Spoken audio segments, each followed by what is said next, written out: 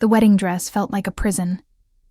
Victoria Bennett stood in the bridal suite of the Grand Riverside Hotel, staring at her reflection in the full-length mirror, barely recognizing the woman looking back at her. The ivory silk gown, custom-made in Paris, fit her perfectly, too perfectly, as if it had been designed to trap her in a life she never wanted. Outside the door, she could hear her mother's shrill voice coordinating with the wedding planner, ensuring every detail of what was supposed to be the social event of the season went flawlessly. But Victoria's hands were trembling, and it had nothing to do with pre-wedding jitters. She had known Marcus Rothwell for exactly 8 months. Their families had introduced them at a charity gala, and within weeks, her father had orchestrated their engagement. Marcus was handsome, wealthy, and came from one of Boston's oldest families. On paper, he was perfect. In reality, he was controlling, dismissive, and had made it abundantly clear that once they were married, Victoria's dreams of opening her own art gallery would be hobbies she could pursue when time permitted.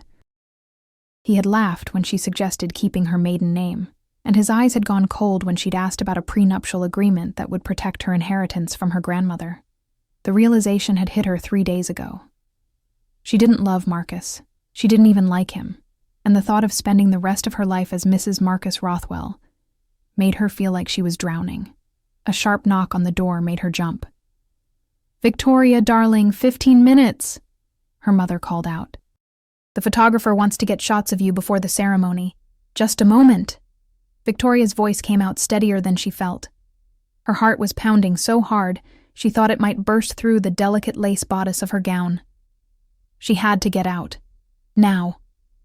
Her phone buzzed with a text from her best friend, Rachel. "You okay? You looked pale during the rehearsal dinner last night." Victoria's fingers flew across the screen. "I can't do this. I can't marry him." The response came immediately. "Then don't. I'm in the parking garage. Black SUV, 3rd level. Come now." But before Victoria could respond, she heard her mother's voice again, this time closer, talking to the wedding planner right outside her door. They would be coming in any second. The hotel room had only one exit, and it led directly to where her mother stood. Panic seized her chest. She looked around desperately. The window didn't open. The bathroom had no escape route. Her eyes fell on the service door she'd noticed earlier, partially hidden behind a decorative screen. Without thinking, she grabbed her phone and small clutch purse and ran. The service corridor was dimly lit and smelled of cleaning supplies. Victoria lifted the heavy skirts of her gown and moved as quickly as she could, her heart hammering against her ribs. Behind her, she heard her mother's voice calling her name, first questioning, then alarmed. She burst through a door and found herself in a loading area. The late afternoon sun momentarily blinded her. Several vehicles were parked nearby. Delivery trucks, staff cars, and one sleek black luxury car with its trunk partially open. Without hesitation, driven by pure instinct and desperation, Victoria looked around quickly, saw no one, and made a decision that would change her life forever. She climbed into the trunk. It was larger than she expected, clearly designed with comfort in mind. This was no ordinary vehicle, but a high-end luxury car with a spacious cargo area. She pulled the trunk lid down as far as she could without latching it completely, leaving just enough gap for air. Her wedding dress created a cloud of silk and tulle around her in the darkness. She could hear her own breathing, rapid and shallow. Minutes passed. Or maybe it was seconds. Time felt warped in her panic. She heard voices outside, distant and muffled, then footsteps approaching. A car door opened and closed.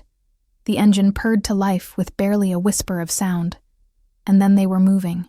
Victoria lay perfectly still, trying to process what she'd just done. She'd climbed into a stranger's car to escape her own wedding. Her mother must be frantic by now. Marcus was probably pacing in the groom's suite, checking his watch with that impatient expression he always wore. 300 guests were seated in the hotel's grand ballroom, waiting for a ceremony that would never happen. The car moved smoothly through what she assumed were the hotel's streets, then picked up speed. They were on a highway. Victoria tried to calculate. Rachel's SUV had been in the parking garage. This wasn't Rachel's car. This was someone else's vehicle entirely, and she had no idea who was driving or where they were going. The reality of her situation began to sink in. She'd acted on pure impulse, driven by desperation and fear. Now she was trapped in the trunk of a stranger's car, wearing a wedding dress worth $20,000, with no plan and no idea what would happen next. The car continued to accelerate. They were definitely on a major highway now. She could feel the steady rhythm of the road beneath them. Minutes turned into what felt like an hour. Victoria's legs were cramping, and the initial surge of adrenaline was fading, replaced by a different kind of fear. Who was driving this car? Where were they going? What would happen when they finally stopped and opened the trunk? She thought about Marcus, probably calling her phone repeatedly by now. She'd left it on silent, but she could feel it buzzing occasionally in her clutch. Her mother would be devastated, not because Victoria was missing, but because of the scandal, the embarrassment in front of Boston's elite society. Her father would be coldly furious, calculating the damage to his business relationships with the Rothwell family. But even as anxiety clawed at her chest, Victoria felt something else too, a strange, unexpected sense of freedom. For the first time in 8 months, maybe for the first time in her entire 26 years, she'd made a choice that was completely her own. Consequences be damned, the car began to slow down. Victoria's entire body tensed. They were exiting the highway. She could feel the turns, the stops and starts of local traffic. Then they turned onto what felt like a smooth, private road. The car finally came to a stop, and the engine cut off. She heard the driver's door open and close. Footsteps on gravel. They were coming around to the back of the car. Victoria held her breath, her heart pounding so loudly she was certain it could be heard outside. The trunk lid lifted, flooding her hiding spot with late afternoon light, and Victoria found herself staring up at the most striking man she'd ever seen. He was tall, probably in his mid-30s, with dark hair and sharp features that seemed carved from stone. He wore an impeccably tailored charcoal suit that probably cost more than most people's cars.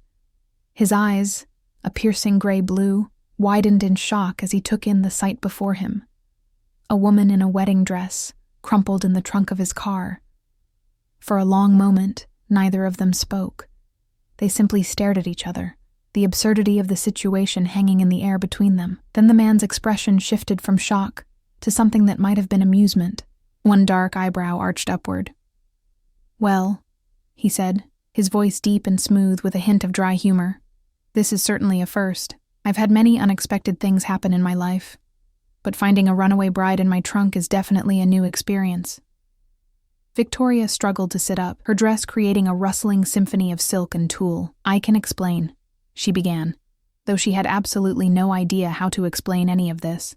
"I certainly hope so," the man replied, extending a hand to help her out, "because I've just driven 70 miles, and I'm very curious to know exactly how you ended up in my car." Victoria accepted his hand, grateful for the assistance as she climbed out of the trunk with as much dignity as a woman emerging from a car's cargo area in a wedding dress could manage.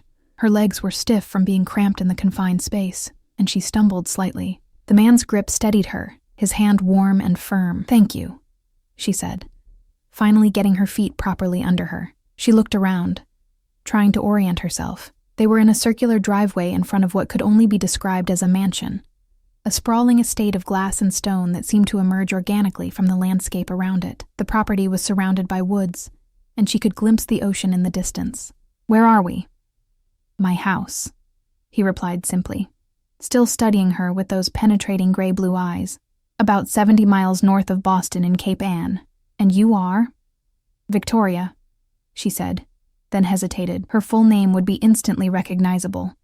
The Bennett family was prominent in Boston's social circles, and by now, her disappearance from her own wedding was probably making headlines. Victoria Bennett. Something flickered in his expression. Recognition, perhaps, though he didn't comment on it. "Christopher Ashford," he said. "And I'm going to ask again. How did you end up in my trunk?" Victoria felt heat rise to her cheeks. I needed to escape. There was a wedding, my wedding, and I couldn't go through with it. I saw your car in the loading area behind the hotel, and the trunk was open, and She trailed off, realizing how insane it all sounded. "You just decided to hide in a stranger's car," Christopher finished for her, his tone unreadable. "I panicked," Victoria admitted, I know it was irrational and probably illegal, and I'm sorry. If you could just call me a cab, I'll get out of your hair. Christopher crossed his arms, regarding her thoughtfully. A cab. To take you where, exactly? Back to the wedding you just ran away from? Victoria faltered. She hadn't thought that far ahead. A hotel, maybe, or the train station. Wearing a wedding dress and with, I'm assuming, no luggage, no change of clothes, and possibly no money? Victoria clutched her small purse defensively. I have my credit cards, which your family can track the moment you use them, Christopher pointed out. I may not know the details of your situation, but I can guess enough. Prominent Boston family, society wedding, and a bride desperate enough to hide in a stranger's trunk. Your disappearance is probably all over the news by now. He was right, of course. Victoria felt the weight of reality crashing down on her. What had she done? Her impulsive escape had bought her a couple of hours at most, but she had nowhere to go, no plan, nothing. Come inside, Christopher said, his tone softening slightly. You look like you're about to collapse. We can figure out your next steps once you've had a chance to breathe. Victoria wanted to refuse. She'd already imposed on this stranger enough. But her legs were shaking, and she realized she hadn't eaten anything since breakfast. The wedding had been scheduled for 4 o'clock, and it had to be well past 6 now. Okay, she said quietly. Thank you. Christopher led her through massive oak doors into a foyer that took her breath away. The house was stunning. Modern architecture blended seamlessly with natural elements. Floor-to-ceiling windows offered views of the ocean, and the interior was decorated with carefully curated art pieces that Victoria's trained eye immediately recognized as valuable originals. You have excellent taste in art, she said without thinking. Thank you. I'm something of a collector. Christopher gestured toward a sitting room off the foyer. Please, make yourself comfortable. Can I get you something to drink? Water? Wine? Something stronger? Water would be wonderful, Victoria said, sinking gratefully onto a leather sofa that probably cost more than her first car. Christopher disappeared, returning moments later with a glass of water and what looked like sparkling wine for himself. He'd removed his suit jacket and loosened his tie, making him look slightly less intimidating and somehow even more attractive. So, he said, settling into a chair across from her. Victoria Bennett, I'm going to take a guess here. You were supposed to marry Marcus Rothwell today. Victoria's eyes widened. You know Marcus? Of him, Christopher corrected. We move in similar circles, though I can't say I know him personally. I do know his reputation, however. His expression darkened slightly. If you were running away from marrying him, I'd say you made the right choice, even if your method was unconventional. What do you mean? Victoria asked, leaning forward. Christopher hesitated, as if weighing how much to say. Marcus Rothwell has a reputation in certain business circles. He's known for being controlling, aggressive in his business dealings. There were rumors about his last relationship, the woman before you. She left Boston entirely after they broke up, and she wouldn't talk about what happened. A chill ran down Victoria's spine. She'd sensed something off about Marcus, but she'd dismissed it as pre-wedding nerves. Her parents had been so thrilled with the match, so proud of the alliance between the Bennett and Rothwell families. She'd let herself be swept along by their enthusiasm, ignoring her own instincts. I didn't know, she said softly. I knew something wasn't right. He was possessive, dismissive of my career goals, but I didn't know there was someone before me. There usually is, Christopher said. Men like Marcus don't change their patterns. He studied her carefully. What were you planning to do? Long term, I mean. Surely you knew you couldn't hide in my trunk forever. Despite everything, Victoria felt a laugh bubble up. Honestly, I wasn't thinking long term.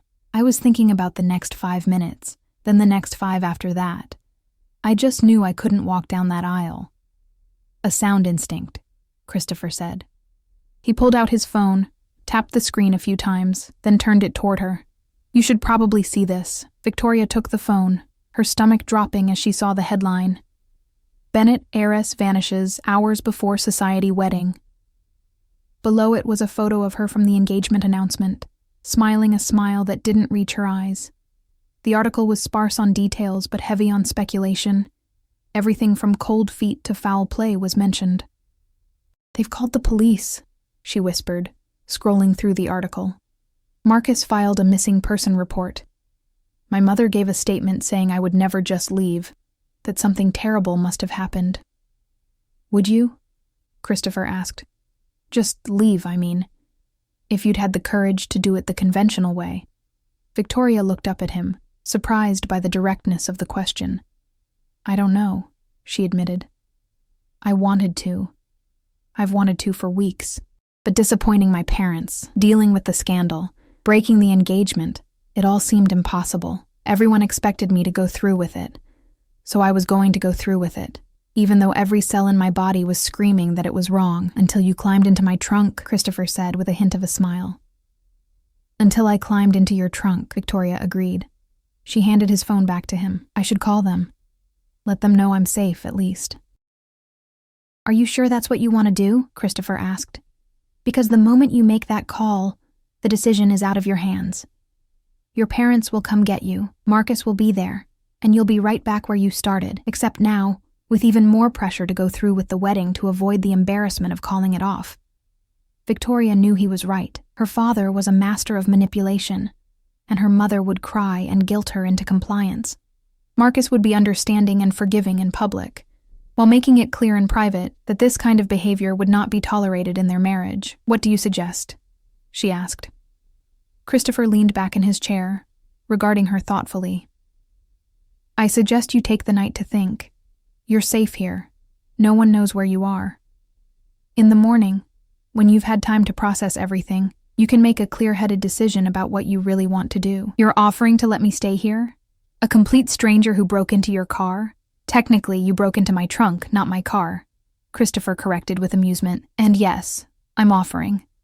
I have plenty of space, and frankly, I'm curious to see how this situation plays out. It's been a long time since anything has surprised me." Victoria studied him, trying to understand his motivations. Christopher Ashford. The name was familiar, now that she thought about it. She'd heard it in connection with technology investments, real estate development, maybe venture capital. He was wealthy, clearly, and moved in the same social circles as her family, even if they'd never met before today. "Why are you helping me?" she asked directly. Christopher was quiet for a moment, and something complicated crossed his face. "Let's just say I understand what it's like to feel trapped by other people's expectations," he finally said, "and leave it at that." Before Victoria could respond, her clutch purse began to buzz insistently. She pulled out her phone.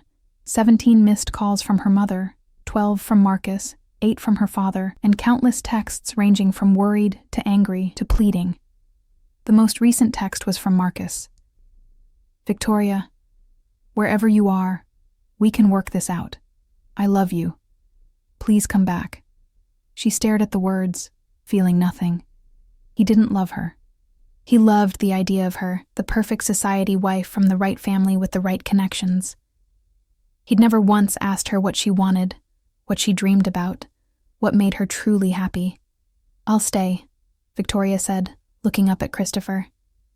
"Just for tonight, and thank you." "You're welcome," Christopher said, standing. "Now, let's get you out of that dress and into something more comfortable. I'm sure I can find something that will work temporarily." As Victoria followed him up the sweeping staircase to the second floor, she felt the strangest sensation. Not quite relief, not quite fear, but something in between. She'd jumped off a cliff, and she had no idea where she would land. But for the first time in months, she felt like she was finally in control of her own life. She just hoped she wouldn't regret it. Christopher led Victoria down a hallway lined with more impressive artwork. A Rothko that made her pause, a series of black and white photographs that looked like vintage Ansel Adams prints. He stopped at a door near the end of the hall and pushed it open. "Guest suite," he said. "Bathroom's through there, and I'll find some clothes for you. They'll be too large, but better than a wedding dress." The room was beautiful, understated luxury with a massive bed, more ocean views, and a sitting area with built-in bookshelves. Victoria walked to the window, looking out at the darkening sky over the water. The sun was setting, painting the horizon in shades of orange and pink. It's beautiful here, she said softly. It's my sanctuary, Christopher replied. I bought this property 5 years ago when I needed to escape the city. There's something about the ocean that puts things in perspective. He disappeared, returning a few minutes later with sweatpants, a t-shirt, and a soft hoodie. These will be enormous on you, but they're clean and comfortable. Take your time. I'll be downstairs when you're ready. After he left, Victoria peeled herself out of the wedding dress with relief. It took several minutes to undo all the tiny buttons and hooks. The dress had been designed to require assistance. Another small way Marcus had wanted her to be dependent on others. She left it pooled on the floor like a discarded cocoon and stepped into the bathroom. The shower was hot and wonderful. Victoria stood under the spray for a long time, washing away the makeup, the hairspray, the carefully constructed image of the perfect bride. When she finally emerged and looked at herself in the mirror, she barely recognized the woman staring back. Without all the wedding preparations, she looked younger, more vulnerable, but also somehow more real. She dressed in Christopher's clothes, which were indeed enormous. The sweatpants had to be rolled several times, and the t-shirt hung nearly to her knees. But they were soft and comfortable, and she felt more like herself than she had in months. When she came downstairs, she found Christopher in a spacious kitchen cooking. The smell of garlic and herbs filled the air. "I hope you're hungry," he said, looking up from the stove. "I'm making pasta. Nothing fancy, but comfort food seemed appropriate for the occasion."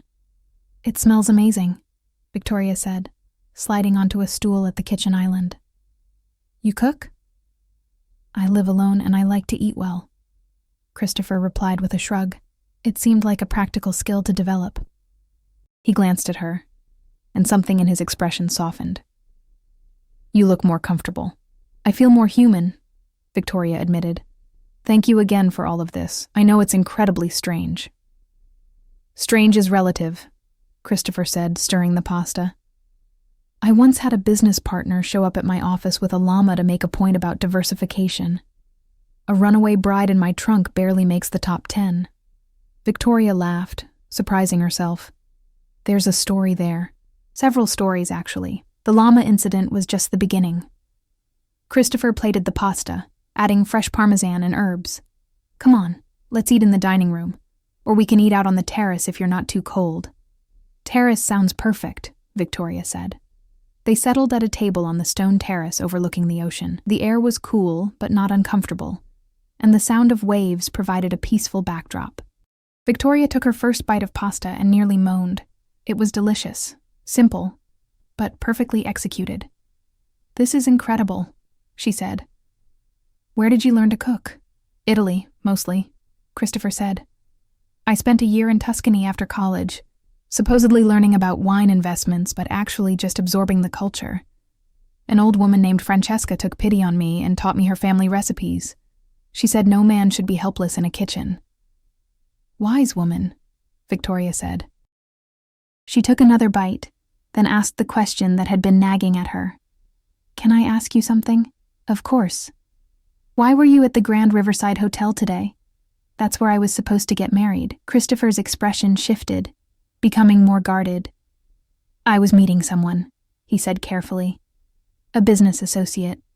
Something in his tone made Victoria suspicious, but before she could press further, her phone buzzed again. She'd left it on the kitchen counter, but the sound carried through the open door.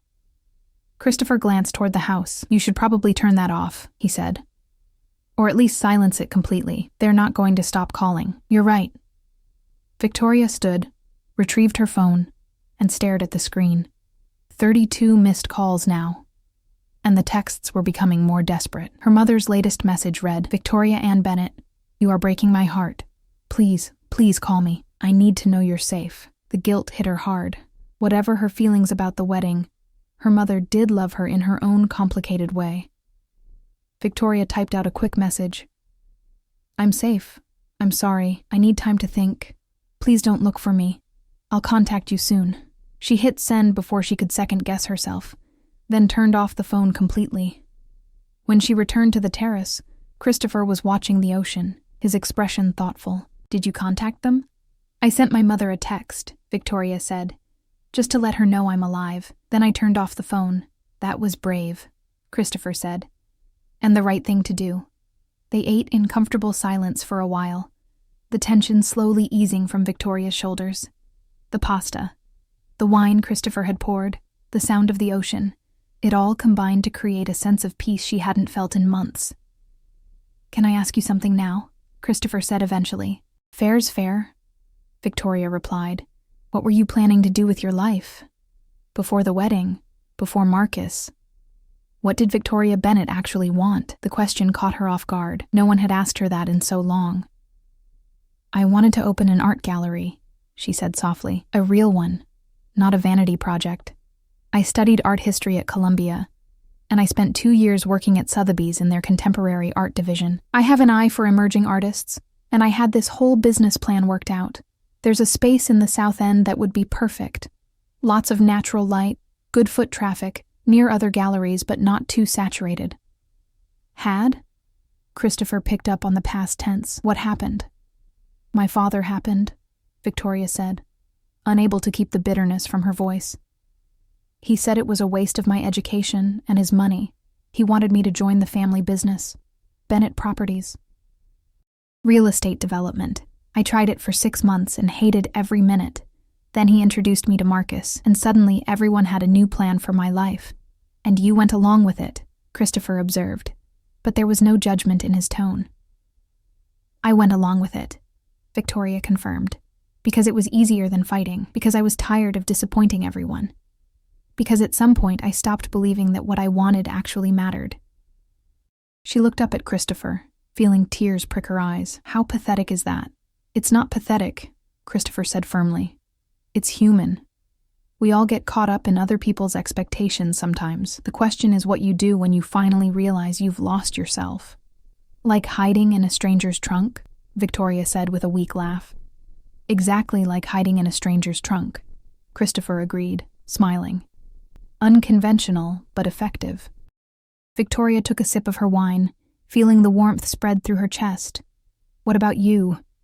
What does Christopher Ashford want?" Christopher was quiet for a long moment, and Victoria wondered if she'd overstepped, but then he spoke, his voice lower, more reflective. "I want freedom," he said finally. "From expectations, from the constant pressure to grow the business, expand, acquire, compete. I built my company from nothing, started with a single investment in a tech startup when I was 25, and it snowballed from there. Now I have more money than I could spend in 10 lifetimes, and people constantly want more from me. More investments, more acquisitions, more public appearances, more everything." He gestured around them. "This house is supposed to be my escape. But even here, I can't fully disconnect." "Is that why you were at the hotel today?" Victoria asked. "The business meeting?" Christopher's jaw tightened. "Something like that." He stood abruptly. "More wine?" Victoria recognized evasion when she saw it, but she didn't push. They'd both shared enough vulnerability for one evening. "Sure, thank you." As Christopher disappeared inside, Victoria's mind drifted back to the hotel, to the moment she'd seen his car. Something about the timing nagged at her. The loading area had been relatively empty. Most vendor deliveries would have been completed hours before the wedding, so why had Christopher's car been there? When he returned with the wine bottle, she asked casually, "Your business meeting, was it at the hotel? In one of the conference rooms?" Christopher poured the wine carefully, not meeting her eyes. "Not exactly." "Christopher," Victoria said gently, "where were you at the hotel?" He set down the wine bottle and finally looked at her. In the dim light from the house, his expression was unreadable. "I was invited to your wedding," he said quietly. Victoria's breath caught. "What?" "Marcus Rothwell invited me," Christopher continued. "We're not friends, but we have mutual business connections. It would have been notable if I hadn't attended. I went to the hotel, but I couldn't make myself go inside. I sat in my car in the loading area for 20 minutes, trying to decide what to do." "Why couldn't you go inside?" Victoria asked, though something in her already knew the answer. Christopher met her eyes. "Because I've met Marcus's previous girlfriend, Caroline Mitchell. She came to me 6 months after they broke up, asking if I had any job opportunities outside of Boston. She needed to leave the city, she said. But she wouldn't tell me why." The fear in her eyes. He shook his head. I gave her a position in my San Francisco office. She's thriving there now, but she still won't talk about what Marcus did to her. Victoria felt cold despite the warm evening air. You knew, she whispered. You knew what kind of man he was, and you came to the wedding anyway? I came to the wedding to stop it, Christopher said, his voice intense. I couldn't let another woman make the same mistake Caroline did. I was sitting in my car, working up the courage to find you and tell you everything I knew about Marcus, when you literally fell into my trunk. The revelation hung between them, changing everything. This wasn't a random act of kindness from a stranger. Christopher had come to save her, and she had unknowingly saved herself. That's why you helped me so easily, Victoria said. Why you brought me here, why you're being so understanding. You were already planning to intervene. Yes, Christopher admitted. Though I have to say, your method was far more dramatic than anything I had planned. Despite everything, Victoria felt a laugh bubble up. The absurdity of the situation, the timing, the coincidence, the sheer impossibility of it all, was almost too much to process. So what now? She asked. You've saved the damsel in distress, even if she ended up saving herself. Where do we go from here? Christopher looked at her, and something shifted in his expression, something that made Victoria's heart skip a beat. That, he said softly, is entirely up to you. Victoria woke to sunlight streaming through the guest room windows and the sound of seagulls crying over the ocean. For a moment, she was disoriented. The bed was too comfortable, the room too beautiful, everything too peaceful. Then the memories of the previous day came flooding back, and she sat up abruptly. She'd run away from her wedding. She'd hidden in Christopher Ashford's trunk. She'd spent the evening with a man who had planned to stop her wedding because he knew things about Marcus that made her blood run cold. Her phone was still off, sitting on the nightstand like a live grenade. Victoria picked it up, her thumb hovering over the power button. Did she really want to know what had happened in the hours since her escape? What her parents were saying? What Marcus was doing? How the media was spinning her disappearance? A soft knock on the door interrupted her thoughts. Victoria? Are you awake? Christopher's voice was gentle. I have coffee and breakfast if you're interested. Give me 5 minutes, she called back, climbing out of bed. She splashed water on her face, ran her fingers through her tangled hair, and pulled on the hoodie over Christopher's t-shirt. When she opened the door, Christopher was waiting in the hallway, looking unfairly handsome in jeans and a casual button-down shirt. Good morning, he said with a slight smile. How did you sleep? Better than I expected, Victoria admitted. Better than I have in weeks, actually. They went down to the kitchen, where Christopher had laid out an impressive breakfast: fresh fruit, croissants, scrambled eggs, and coffee that smelled like heaven. Victoria realized she was starving. You didn't have to do all this, she said, sliding onto a stool at the island. I was up early anyway, Christopher said, pouring her coffee. I'm not much of a sleeper, and I figured you'd need sustenance for whatever comes next. Victoria took a sip of coffee, gathering her courage. I need to turn on my phone, she said. Face the music, as they say. Are you sure you're ready? Christopher asked, his gray-blue eyes serious. No, Victoria said honestly. But I can't hide forever. I made a choice yesterday, and now I need to deal with the consequences. Christopher nodded. I'll be right here if you need support. Victoria powered on her phone, and immediately it began buzzing with a barrage of notifications. 73 missed calls, over 100 text messages, multiple voicemails, and several news alerts with her name in the headlines. She started with the texts from her mother, scrolling through the progression from worried to frantic, to angry, to devastated. The most recent one, sent at 2 a.m, simply read, I don't understand why you're doing this to us. Her father's messages were colder, more controlled. You've embarrassed the family and destroyed an important business alliance. When you're ready to act like an adult, we can discuss how to repair the damage. But it was Marcus's messages that made her skin crawl. They'd started concerned and loving. But as the hours passed, they'd become increasingly possessive. You belong with me, Victoria. We're meant to be together. Whatever's scared you, we can work through it. I know you'll come back because you love me. You have to love me. The last message, sent just 3 hours ago, was the most disturbing. I know you're safe somewhere. You can't hide forever. We will be together, Victoria. It's destiny." Victoria's hands were shaking as she set down the phone. Christopher, who had been watching her face, immediately came around the island and placed a steady hand on her shoulder. "What did he say?" Christopher asked quietly. Victoria showed him the messages. Christopher's expression darkened as he read them, his jaw clenching. "This is worse than I thought," he said. "These aren't the messages of a man who's concerned about his missing fiancée. These are the messages of someone who views you as a possession." "I need to call off the wedding officially," Victoria said, her voice stronger than she felt. "Not just disappear. I need to end it clearly and publicly." "Are you sure?" Christopher asked. "Once you do that, there's no going back. Your family will pressure you to reconsider. Marcus will try to manipulate you, and the media will have a field day." "I'm sure," Victoria said. She thought about Caroline Mitchell, the woman who had fled Boston to escape Marcus. She thought about her own dreams, abandoned to please her parents. She thought about the woman she'd been becoming, small, compliant, voiceless. "I'm done living my life for other people." Christopher studied her for a long moment, then nodded. "Okay. Then let's do this strategically. You'll need a lawyer to handle the official termination of the engagement and to deal with any financial entanglements. You'll need a public statement to control the narrative.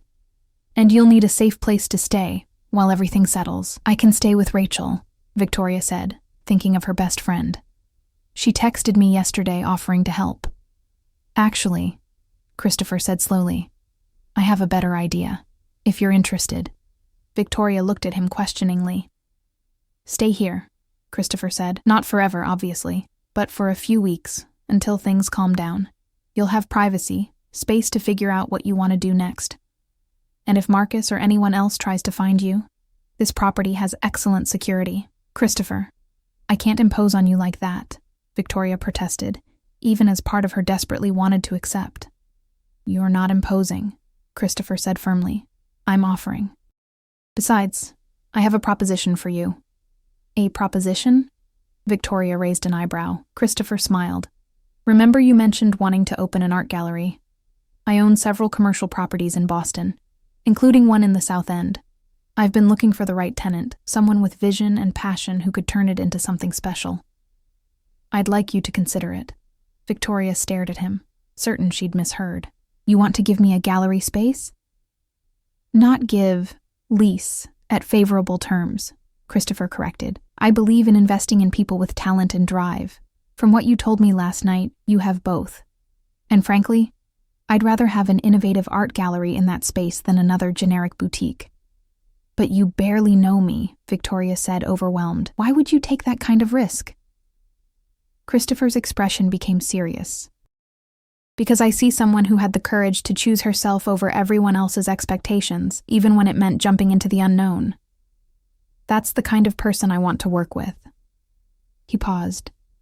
"And because I understand what it's like to have a dream and feel like you have to sacrifice it for other people's approval." Victoria felt tears prick her eyes. "I don't know what to say." "Say you'll think about it," Christopher suggested. "First, we'll handle the immediate crisis. Then you can decide what you want your future to look like." Over the next few hours, with Christopher's help, Victoria made the calls she'd been dreading. She spoke with a lawyer Christopher recommended, who assured her that ending the engagement was legally straightforward. There was no shared property, no prenuptial agreement to contest, nothing binding her to Marcus beyond a broken promise. She called Rachel, who burst into tears of relief when she heard Victoria's voice. "I've been so worried. Where are you? Are you okay?" "I'm safe," Victoria assured her. "I'm with a friend. Rachel, I need you to know I'm not going back to Marcus. The wedding is off. Officially, permanently off. Thank God," Rachel breathed. "Victoria, I never wanted to say anything because you seemed committed. But that man gave me the creeps, the way he looked at you sometimes, like you were something he owned. I know," Victoria said quietly. "I see it now. I should have seen it sooner." The hardest call was to her mother. Victoria had prepared herself for tears, for guilt trips, for emotional manipulation. What she wasn't prepared for was the cold fury in her mother's voice. Do you have any idea what you've done?" Her mother hissed. "The humiliation, the scandal, the damage to our family's reputation. Marcus is devastated. Your father's business relationship with the Rothwells is destroyed." "And for what, Victoria? Some childish panic attack?" "It wasn't a panic attack, Mom," Victoria said, keeping her voice steady. "It was clarity. I don't love Marcus. I don't even like him. And I'm not going to marry him to salvage Dad's business deals or your social standing." "You're being incredibly selfish," her mother snapped. "You made a commitment. You owe it to everyone to see it through." "I owe it to myself to be honest," Victoria countered. "And the honest truth is that marrying Marcus would have been the biggest mistake of my life." There was a long silence. Then her mother said coldly, "If you go through with this, don't expect your father's support, financial or otherwise. You'll be on your own." "I understand," Victoria said, even as her heart sank. "I'm sorry I've disappointed you, but I can't live my life to make you happy anymore." She hung up before her mother could respond, then sat staring at the phone, feeling the weight of what she'd just done. She'd severed ties with her family, ended her engagement, destroyed her carefully constructed life, all in less than 24 hours. Christopher appeared in the doorway, having given her privacy for the call. He took one look at her face and came to sit beside her.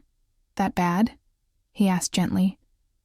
"They've cut me off," Victoria said, trying to keep her voice from shaking. "My father won't support me financially, which means no trust fund access, no family money, nothing." "Can they do that legally?" Christopher asked with a frown. "The trust fund doesn't fully vest until I'm 30 or married, whichever comes first," Victoria explained. "Until then, my father has discretionary control. It was supposed to be an incentive for me to make good choices." She laughed bitterly. "I guess running away from my own wedding doesn't qualify." "You still have your Sotheby's experience," Christopher pointed out. "You have skills, connections in the art world, knowledge. That's worth more than any trust fund." "Is it, though?" Victoria asked, feeling the fear creep in. "Without capital, I can't open a gallery. Without my family's backing, I lose credibility in Boston's art circles. I have about $15,000 in my personal account, and that's it." Christopher was quiet for a moment, then said, "What if I invested in your gallery?" Victoria's head snapped up. "What?" "Not a gift, not charity. A real investment," Christopher clarified. "You provide the expertise and vision, I provide the capital and the space. We structure it as a business partnership. You'd have creative control, but I'd have a financial stake in the success." "Christopher, you can't—" Victoria began. "I can, and I want to," Christopher interrupted. "Victoria, I've built my entire career on identifying potential and taking calculated risks. You're a calculated risk I'm willing to take."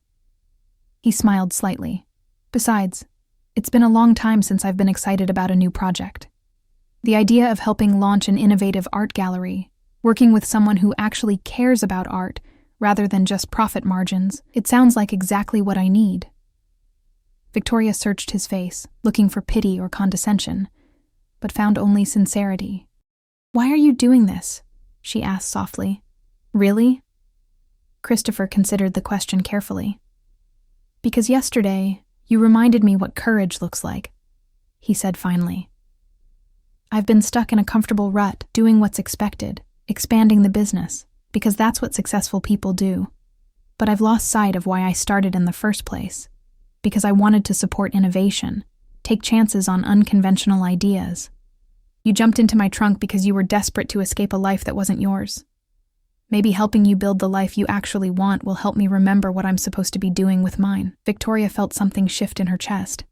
A combination of gratitude, hope, and something else she couldn't quite name. She looked at this man who had accidentally become her rescuer, her ally, and now potentially her business partner. 24 hours ago, she'd been a bride preparing to marry the wrong man.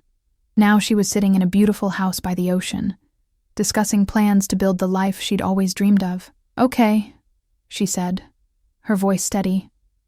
"Let's do it. Let's open a gallery."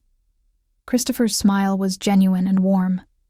"Then we have a lot of work to do, but first, we need to handle Marcus." As if on cue, Victoria's phone rang. Marcus's name appeared on the screen. She looked at Christopher, who nodded encouragingly. She answered. putting it on speaker. "Victoria," Marcus's voice was smooth, controlled. "Thank God. I've been so worried about you. Where are you? I'll come get you right now." "I'm somewhere safe, Marcus," Victoria said calmly, "and I'm not coming back. The wedding is off. I'm sorry, but this is final." "Victoria, you're not thinking clearly," Marcus said, his tone becoming harder. "You're confused, maybe in shock. We can postpone the wedding, give you time to—" "I'm not confused," Victoria interrupted. "I'm thinking more clearly than I have in months. I don't want to marry you, Marcus. I don't love you, and I don't think you really love me either. You love the idea of who you thought I would be, someone compliant and decorative who would fit perfectly into your life plan. But that's not who I am. You're making a huge mistake," Marcus said, his voice cold now. My family will survive," Victoria said. "And so will you. Find someone who actually wants what you're offering, Marcus, because it's not me." She hung up before he could respond, then turned off the phone again. Her hands were shaking, but she felt strangely exhilarated. She'd done it.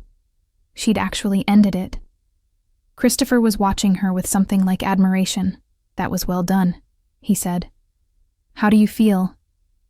"Terrified," Victoria admitted, "but also free.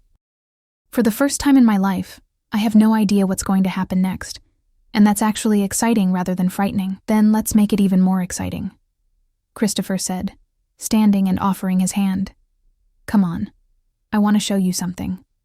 He led her to his study, a beautiful room lined with bookshelves and dominated by a large desk with multiple monitors. Christopher pulled up several files on his computer: architectural plans, financial projections, photographs of a gorgeous space in Boston's South End with exposed brick, high ceilings, and massive windows. "This is the property I was telling you about," Christopher said. "It's been empty for 6 months because I've been waiting for the right vision. If you want it, it's yours. We can start renovations immediately, and you could be open within 3 months." Victoria stared at the images, her mind already filling the space with art, with light, with the exhibitions she'd always dreamed of curating. "It's perfect," she whispered. "Then it's settled," Christopher said. "Welcome to your new life, Victoria Bennett. I think it's going to be quite an adventure." 6 months later, Victoria stood in her gallery, Bennett Ashford Contemporary, putting the finishing touches on an exhibition by an emerging artist she'd discovered through a mutual friend.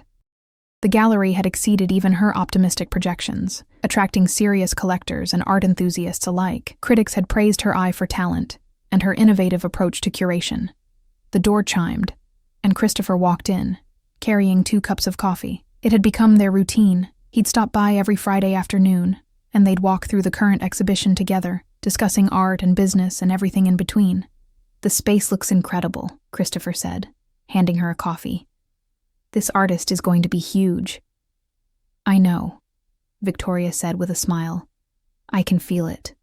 They'd become close over the past months, first as business partners, then as friends, and lately as something that felt like it might be evolving into more. Christopher had been patient, never pushing, letting Victoria heal from the trauma of her almost marriage and discover who she was without the weight of family expectations. "I got a wedding invitation today," Victoria said casually. "Rachel's getting married next spring. She wants me to be her maid of honor." "That's wonderful," Christopher said. "How do you feel about weddings these days?" "Better," Victoria admitted. "It helps that this one is actually about 2 people who love each other rather than a business merger disguised as a romance." She paused, then added, "I also heard from Caroline Mitchell. She saw an article about the gallery and reached out." Christopher's expression shifted. "How is she?" "Thriving, apparently. She thanked me for, in her words, having the courage to do what she couldn't. She said seeing someone actually escape Marcus helped her realize that what happened wasn't her fault." "I'm glad," Christopher said softly. She deserved better than what he put her through. They stood in comfortable silence, looking at the art surrounding them. Victoria thought about the woman she'd been 6 months ago, trapped, voiceless, preparing to make the biggest mistake of her life. Then she thought about the woman she was now, independent, creative, building something meaningful with her own hands and vision. "Thank you," she said suddenly, turning to Christopher. "For everything. For not turning me over to my parents when you found me in your trunk. For believing in me when I didn't believe in myself. For giving me a chance to build this." Christopher smiled, and there was something in his eyes that made Victoria's heart skip. "Thank you for climbing into my trunk," he said. "You reminded me why I started all this in the first place. You reminded me what passion and courage look like." He moved closer, and Victoria felt the air between them change, charging with possibility. "Victoria," he said quietly, "I need to tell you something." "What?" she asked, her voice barely above a whisper. "That day at the hotel, I told you I was planning to stop your wedding. That was true. But it wasn't the whole truth." He took a breath.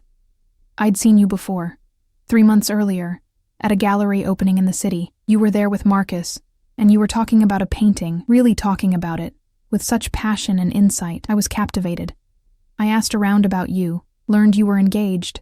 I told myself to forget about it, that you were taken, and that was that."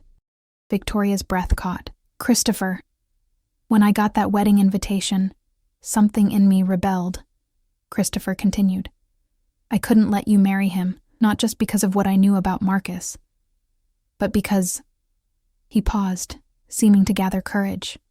"Because from the moment I saw you talk about that painting, I haven't been able to stop thinking about you. And finding you in my trunk felt like fate was giving me a second chance to do the right thing." Victoria's heart was racing. She thought about the past 6 months, the late-night conversations, the shared laughter, the way Christopher made her feel seen in a way no one else ever had. She'd been so focused on rebuilding her life that she hadn't let herself fully acknowledge what was growing between them. "I've been thinking about you too," she admitted. "More than I probably should, given that we're business partners and I'm still technically recovering from almost marrying the wrong person." "Technically," Christopher agreed with a slight smile. "But maybe someday, when you're ready." Victoria made a decision. She'd spent too much of her life being cautious, doing what was expected, waiting for permission. She'd learned that sometimes the best choices were the ones that required a leap of faith, like climbing into a stranger's trunk to escape a wedding. She stepped forward and kissed him. Christopher froze for just a moment in surprise, then his arms came around her, pulling her close. The kiss was gentle but full of promise, the beginning of something real, something chosen, something entirely their own. When they finally pulled apart, both slightly breathless, Victoria laughed. "So much for waiting until I'm ready," she said. "I'm not complaining," Christopher assured her, his eyes bright with happiness. Victoria looked around her gallery, her dream made real, her life reclaimed, her future full of possibility. She thought about the terrified woman in the wedding dress who had made a desperate choice in a hotel loading area. That moment of panic and courage had led her here, to this life, to this man, to this version of herself she'd never imagined she could become. Sometimes, she thought, the best adventures begin with the most impulsive decisions. Sometimes you have to hide in a trunk to find your way home. "Come on," she said, taking Christopher's hand. "Help me close up. I want to take you to dinner and celebrate." "Celebrate what?" Christopher asked, lacing his fingers through hers. Victoria smiled, feeling happiness bloom in her chest. Genuine, uncomplicated, entirely her own. "Everything," she said, "absolutely everything." And as they walked out of the gallery together into the warm spring evening, Victoria knew with absolute certainty that this was just the beginning. She'd escaped one life and stumbled into another, one she'd chosen, one she'd built, one that was authentically hers. It was, she thought, the happiest ending she could have imagined. And the best part was knowing it was also a beginning.